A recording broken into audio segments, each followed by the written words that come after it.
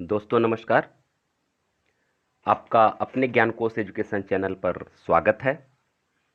दोस्तों, आप इस समय देख रहे हैं कि लगातार छोटे छोटे वीडियोस लेकिन बहुत महत्वपूर्ण वीडियोस आपके टीजीटी एग्ज़ाम के लिए डाले जा रहे हैं। आज मैं छंदों पर आधारित ये प्रश्न लेकर के आया हूँ। टीजीटी की परीक्षा में दोस्तों बहुत डीपली जाने की आवश्यकता नहीं है। बस प्रमुख चीज़ जो है, छंद के किस चरण में कितनी कितनी मात्राएं होती हैं, या वर्णिक छंद में कुल मतलब किस छंद में कितने वर्ण होते हैं, बस इसी तरह का सामान्य सा प्रश्न पूछा जाता है। बहुत गहराई में जाने की आवश्यकता नहीं है। और टीजीटी का परीक्षा हो चाहे पीजीटी का हो या फिर हिंदी से रिलेटेड कोई भी एग्जाम हो, छंद तो 5-7 छंद तो हर एग्जाम में आते ही आते हैं। तो यहाँ मैं आपको छंद करवा दे रहा हूँ, और निश्चित है कि इसमें से जब एग्जाम दे करके आएंगे तो आप स्वतः हमें कमेंट करेंगे, हाँ सर आप बहुत 60 टिप्स बताए हैं और उसमें से हमको बहुत अच्छा फंसा था परीक्षा में। आइए, आपका ज़्यादा समय हम नहीं लेना चाहते हैं, समय बहुत मूल्यवान है। और ज़्यादा ज़्यादा 5-6 दिन बाद आपको इस टीजीटी परीक्षा में बैठना है। देखिए, पहला जो आपका छंद है, अगर हम मात्रिक छंदों की बात करें तो दोहा छंद आता है। ठीक है ना? क्या आता है? दोहा छंद। अब दोहा छंद क्या है? 2-3 तरह से प्रश्न प्रश्न कैसे पूछेंगे ये भी मैं बता दे रहा हूं। ये पूछ सकता है कि निम्न में अर्धसम मात्रिक छंद कौन है? अर्धसम मात्रिक छंद 2-3 देगा, इसमें एक दोहा भी रहेगा। तो इसको जान लीजिए कि अर्धसम मात्रिक छंद है बस। अच्छा, इसके कितने चरण में, किस किस चरण में कितनी कितनी मात्राएं होती हैं? तो देखिए, इसके तृतीय चरण में 13-13 मात्राएं, ये प्रथम और तृतीय, सॉरी प्रथम और तृतीय में, द्वितीय और चतुर्थ में 11-11 मात्राएं होती हैं। आप ऐसे याद कर लीजिए कि पहले और, ठीक है ना, तीसरे चरण में कितनी कितनी मात्राएं होती हैं? 13। ठीक, 13-13। और दूसरे तथा चौथे चरण में कितनी मात्राएं होती हैं? 11-11। बस, इससे ज़्यादा आप कुछ पढ़ना ही नहीं है। मात्रिक छंद में दोहा छंद आपका तैयार है। अर्धसमात्रिक छंद है, और पहले और तीसरे चरण में 13-13, दूसरे और चौथे चरण में 11-11 मात्राएं। चलिए आगे बढ़ते हैं। सोरठा छंद देखिए। सोरठा छंद जो है यह भी अर्ध सममात्रिक छंद है। ठीक है ना? और यह दोहे का उल्टा होता है। तो उल्टा का मतलब क्या? आप उसमें 13-13 देखे हैं तो इसमें 13-13 11-11 देखे हैं ना, पहले तीसरे और दूसरे चौथे में। यहां उसका उल्टा कर दीजिए, क्या हो जाएगा? 11-11 और 13-13। बस, काम खत्म। इससे ज्यादा कुछ नहीं पूछता है। ठीक है ना? प्रथम और तृतीय चरण में, प्रथम और तृतीय चरण में देखिए यहाँ 11-11, द्वितीय और चतुर्थ चरण में 13-13 मात्राएं होती हैं। काम खत्म। रोला देखिए, यह सममात्रिक छंद है। ठीक है ना? सममात्रिक मतलब हर एक छंद में समान मात्राएं होती हैं, और प्रत्येक चरण में 24-24 मात्राएं होती हैं।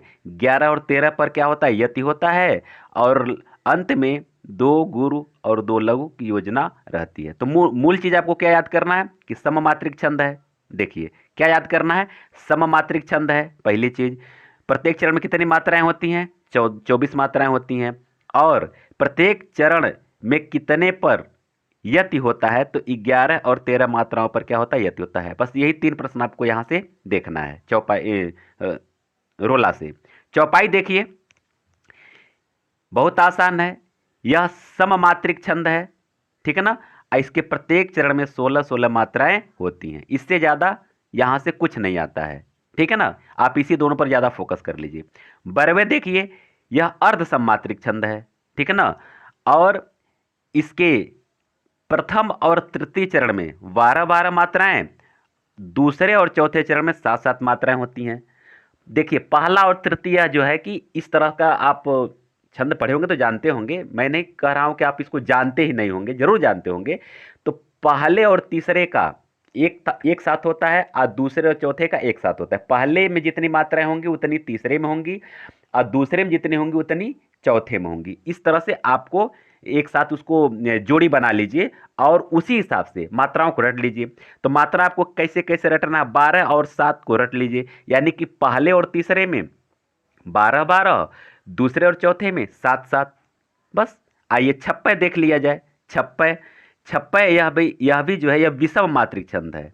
देखिए, सममात्रिक छंद अर्ध सममात्रिक छंद और ये है विषम मात्रिक छंद। विषम मात्रिक छंद ये दो ही आपके मात्रिक छंद से पूछे जाते हैं, एक छप्पय और एक कुंडलियां। ये जो दो है ये विषम मात्रिक छंद है। आप इसको याद कर लीजिए, परीक्षा में ऐसे आ सकता है, ठीक है ना। अब देखिए, तो छप्पय किन किन छंदों से मिलकर के बना। छप्पय और कुंडलियां दोस्तों ये जान लीजिए कि दो छंदों से मिलकर के बना होता है। छप्पय भी दो छंदों से और कुंडलियां भी दो छंदों से। अब छप्पय देखिए रोला और उल्लाला से बनता है, ठीक है ना। और इसमें कितने चरण होते हैं? 6 चरण होते हैं। कितने चरण होते हैं? 6 चरण। इसको याद करना है। प्रथम 4 चरण 24-24 मात्राएं, ठीक है ना। और अंतिम 2 चरणों में 26-26 या 28-28 मात्राएं होती हैं, ठीक है ना। यानी कि पहला 4 चरण आपका रोला का होता है और जो अंतिम 2 चरण होता है, पहला 4 चरण रोला का, 6 चरण होता है ना, जो अंतिम 2 चरण होता है वह क्या होता है? उल्लाला का होता है। इतना आपको ध्यान देना है, बाकी कुछ नहीं आपको यहां से देखना है। कुंडलियां देखिए, कुंडलियां में क्या है? यह भी विषम मात्रिक छंद है और ये दोहा और रोला के मिश्रण से बनता है। इसमें भी 6 चरण होते हैं, ठीक है ना। और प्रत्येक चरण में 24-24 मात्राएं होती हैं और दोहे का 2 चरण रोला के प्रथम में दोहराया जाता है। प्रत्येक चरण में 24 मात्राएं होती हैं, लेकिन जो दोहे का जो चरण है वह रोला के प्रथम, जब रोला शुरू होता है, यानी कि ऊपर का सबसे पहले जो है कि दोहा होता है, उसका नीचे रोला होता है। जब रोला शुरू होता है तो रोला का प्रथम चरण जो है कि यह दोहे का ही दोहराया जाता है। यह प्रश्न पूछ सकता है कि किस छंद में दोहे का चरण दोहराया जाता है, ऐसे मतलब प्रश्न पूछा जा सकता है, तो इसको आप ध्यान देंगे, ठीक है ना। तो इस तरह से आप बस इतना ही छंद पढ़िए। इन परीक्षाओं के लिए बहुत ज़्यादा गहराई में जाने का आवश्यकता नहीं, इससे बाहर नहीं पूछता। ये मेरा एक्सपीरियंस बता रहा है, मेरा अनुभव बता रहा है, ठीक है ना। आइए अब आइए हम वर्णिक छंद देख लेते हैं। मात्रिक छंद बस उतना ही देखिए, उससे ज़्यादा आपको देखने का जरूरत नहीं। मैं नहीं कह रहा हूँ कि आप मत पढ़िए, मेरा उद्देश्य ये नहीं है, लेकिन आप जितना मैं बताया इस पर विशेष फोकस कर लीजिए। और इसमें से 99% क्वेश्चन इसी में से आते हैं, मैं बता दे रहा हूँ दोस्तों। आगे देखिए, वर्णिक छंद देखिए। आइए इसमें इंद्रवज्रा, यह जो है इसमें वर्णों की संख्या गिनी जाती है। आप जानते हैं वर्णिक में वर्ण की संख्या गिनी जाती है और मात्रिक में मात्राओं की संख्या, ठीक है ना। तो इसमें 11 वर्ण होते हैं, इससे ज़्यादा आपको नहीं पढ़ना। ये गण नहीं पूछा जाता है कि त गण या ज गण या अंत में क्या क्या होते हैं, ऐसा कुछ आता नहीं। उतने बहुत गहराई में जाने की आवश्यकता नहीं है। उसको पढ़िए, मैं नहीं कह रहा मत पढ़िए, लेकिन मोटी मोटी चीज़ मैं बता रहा हूँ, उसको जरूर पढ़िए, ठीक है ना। कितने वर्ण होते हैं? 11, बस इससे ज़्यादा कुछ नहीं पढ़ना है। आगे देखिए, द्रुत विलंबित देखिए, द्रुत विलंबित, ठीक है ना। इसमें भी 4 चरण होते हैं और प्रत्येक चरण में कितने वर्ण होते हैं? 12-12 वर्ण होते हैं। अब ये गण को मतलब आपको बहुत ज़्यादा ध्यान देने का आवश्यकता नहीं, नहीं पूछता है। उसे पढ़ लीजिए, कोई दिक्कत नहीं, लेकिन नहीं पूछता है। मंदाक्रांता को देख लीजिए, मंदाक्रांता में भी 4 चरण होते हैं और प्रत्येक चरण में 17-17 वर्ण होते हैं, ठीक है ना। ऐसे बढ़ते जाइए। मालिनी देखिए, मालिनी में भी 4 चरण होते हैं और प्रत्येक चरण में 15-15 वर्ण होते हैं। शिखरणी देख लीजिए, इसमें भी 4 चरण होते हैं और प्रत्येक में 17-17 वर्ण होते हैं। अब यहाँ से थोड़ा सा तुलना कर लीजिए कि 17 वर्ण आप यहाँ भी पढ़ रहे शिखरणी में और 17 वर्ण मंदाक्रांता में, इसको देख लीजिए और क्रम से आप इसको याद करिए तो बहुत अच्छा रहेगा। 11 वर्ण मैं नीचे बताऊंगा, परेशान मत होइए, आप इसको देखते चलिए। सवैया छंद में देखिए, सवैया में क्या है? यह प्रत्येक चरण में 22 से लेकर के 26 वर्ण होते हैं और सवैया के कई प्रकार होते हैं, इसलिए 22 से 26 की बात यहाँ की गई है, ठीक है ना। तो 22 से लेकर के प्रश्न ऐसे ही पूछता है कि सवैया छंद में कुल कितने मात्राओं की संख्या होती है? 22 से 26, 22 से 28, 22 से 35, ऐसे कुछ देता है, ठीक है। तो इस तरह से आप इसको तैयार कर लेंगे।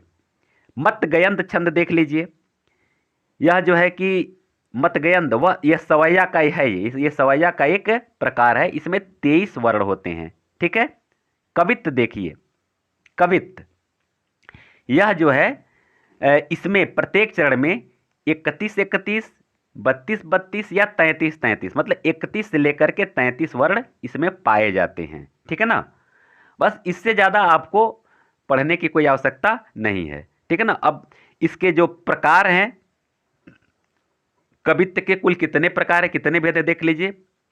मनहर कवित्त,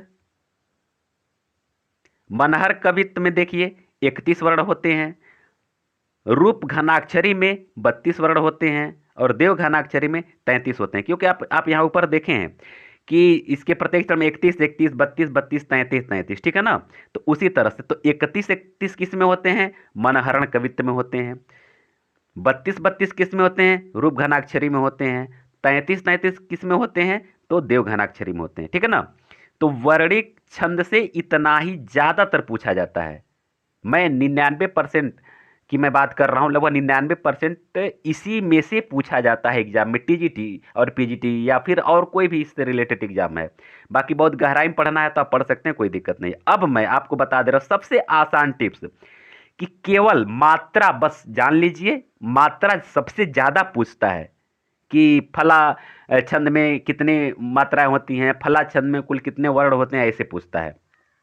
तो देखिए तोमर में देखिए 12 वर्ण होते हैं। चौपाई एक छंद होता है, चौपाई नहीं चौपई, चौपई। तो चौपई में 15 मात्राएं होती हैं, ध्यान दीजिएगा, इस सब मात्रिक छंद के अंतर्गत आएंगे। चौपाई में आप ऊपर पढ़े हैं 16 मात्राएं होती हैं, ठीक है। आइए अरिल्य में देख लीजिए, अरिल्य में 16 मात्राएं होती हैं। श्रृंगार एक होता है, उसमें 16 मात्राएं होती हैं। वर्वे में आप 19 पढ़े हैं, 12 और 7 प्रयति की जो बात है ना, तो कुल 19 होगा, ठीक है ना। पीयूष वर्धक में भी 19 होते हैं। राधिका यानी लवनी छंद एक होता है, इसको राधिका छंद भी बोलते हैं। अक्सर पूछता है कि लवनी छंद में, ऐसे पूछता है लवनी छंद में कितनी मात्राएं होती हैं, या लवनी छंद का दूसरा नाम क्या है, या राधिका छंद का दूसरा नाम क्या है, ऐसे भी पूछ सकता है। तो आपका 22 हो जाएगा।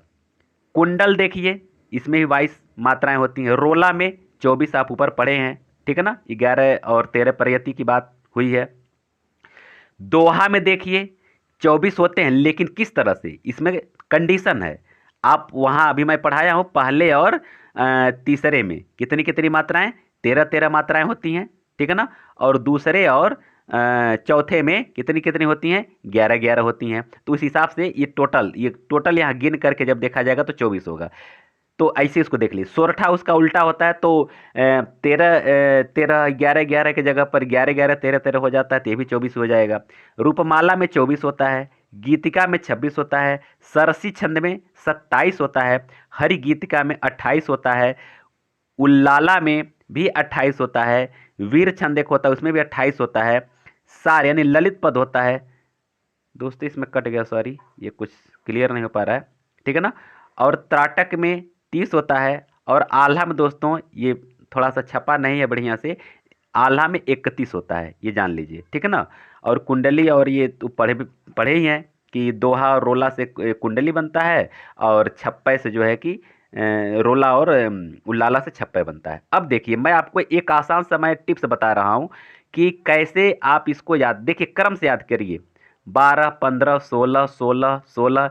अब देखिए 12 क्या है, तोमर। 15 क्या है, चौपाई। 16 मात्राओं से कौन कौन सा छंद बनता है, तो देखिए चौपाई, अरिल और श्रृंगार, इतना कर लीजिए। 19 से कितना, हालांकि देखिए मैं बताऊं, ये सब बहुत बकवास में पढ़ने की जरूरत नहीं है। आप चौपाई देख लीजिए, ठीक है। उसके बाद से देख लीजिए आप अरिल को देख लीजिए, फिर आप वर्वे देख लीजिए, लवनी देख लीजिए, रोला देख लीजिए, दोहा, सोरठा, ठीक है ना, इसी को याद कर लीजिए। और गीतिका भी देख लीजिए, सरसी देख लीजिए, हरि गीतिका देख लीजिए, उल्लाला देख लीजिए।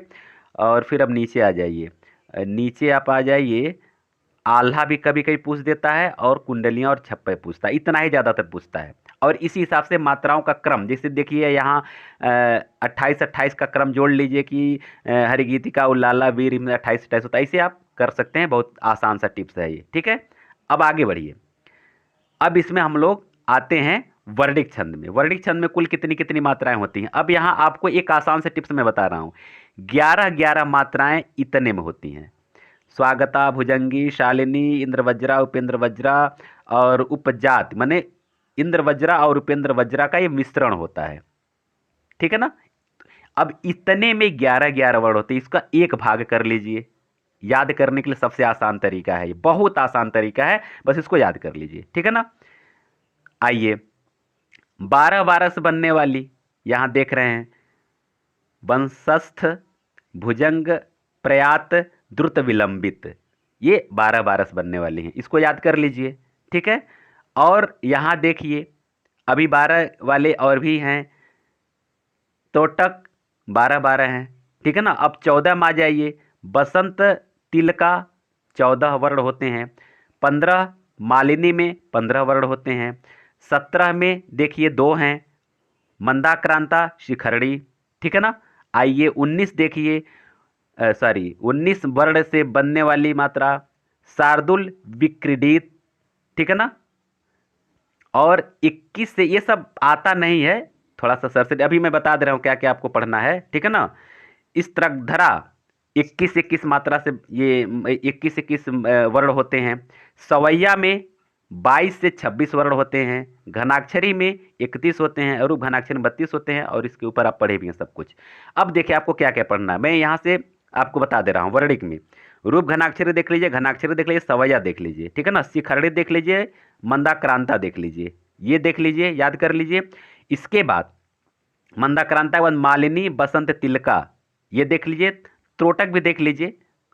और इसके बाद आप यहाँ आ जाइए इधर, भुजंगी, शालिनी, इंद्रवज्रा, उपेंद्र वज्रा और द्रुत विलंबित। बस इतना विशेष रूप से ध्यान दे दीजिए, बाकी आपका कल्याण हो जाएगा। दोस्तों वीडियो कैसा लगा इसको आप हमें अवश्य बताएंगे, और अगर आप मेरे चैनल पर नए हैं, इसी प्रकार का और भी शानदार वीडियो प्राप्त करना चाहते हैं, तो इस चैनल को सब्सक्राइब कर लीजिए। लाइक और शेयर करना तो प्लीज़ मत भूलिए, लाइक और शेयर अवश्य कर दीजिए। अभी फिर आज ही और भी वीडियोज़ मैं अपलोड करने जा रहा हूं, और मेरा और भी वीडियो प्राप्त करना चाहते हैं तो छोटे छोटे बहुत सारे वीडियोज मेरे चैनल के प्लेलिस्ट में पड़े हुए हैं, आप वहां से देख सकते हैं, या इसी वीडियो के नीचे डिस्क्रिप्शन बॉक्स में बहुत सारे प्रैक्टिस सेट पड़े हुए हैं, और छोटे छोटे वीडियोज जो कि परीक्षा के लिए मैं कितना बताऊं, बहुत सारा है, बहुत ज़्यादा है। आप देख लीजिए, लिंक पड़ा हुआ है, और आपको जो लगता है कि हाँ ये हमारे लिए आवश्यक है, आप उसको देख सकते हैं। 10 मिनट, 12 मिनट, 15 मिनट का ही वीडियो, उससे ज़्यादा नहीं है। ठीक है ना। तो दोस्तों अब तक आप हमारे साथ बने रहे, परीक्षा की ढेर सारी शुभकामनाओं के साथ हम लोग अब मिलते हैं अगले वीडियो में। आप सबको बहुत बहुत धन्यवाद।